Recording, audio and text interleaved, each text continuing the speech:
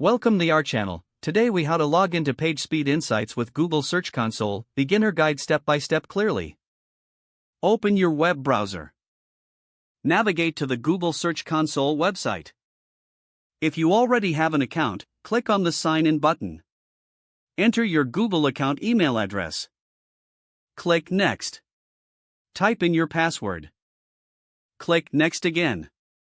Once logged in, locate the Settings icon in the left sidebar. Click on Settings. Under the Settings menu, find Users and Permission. Click on Users and Permission. Now, open a new tab in your browser. Search for PageSpeed Insights. Click on the PageSpeed Insights link to access the tool. You will see the input field at the top of the PageSpeed Insights page. Enter the URL of the website you want to analyze. If you want to use a site from your Google Search Console, enter the URL of your property. Click on the Analyze button.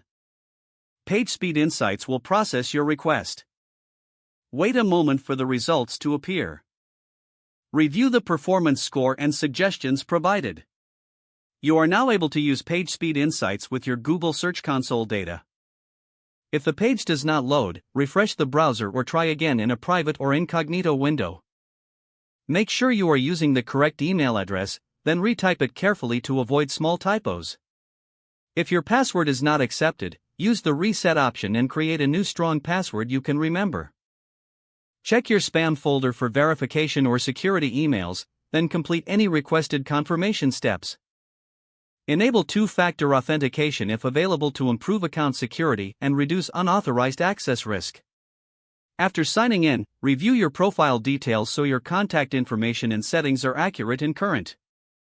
If you see an error message, note it down and try again after restarting your device and internet connection. Log out when you finish, especially on shared devices, to keep your account and payment information secure. If the page does not load, refresh the browser or try again in a private or incognito window. Make sure you are using the correct email address, then retype it carefully to avoid small typos. Don't forget to like this video and subscribe to our channel for more step-by-step tech guides.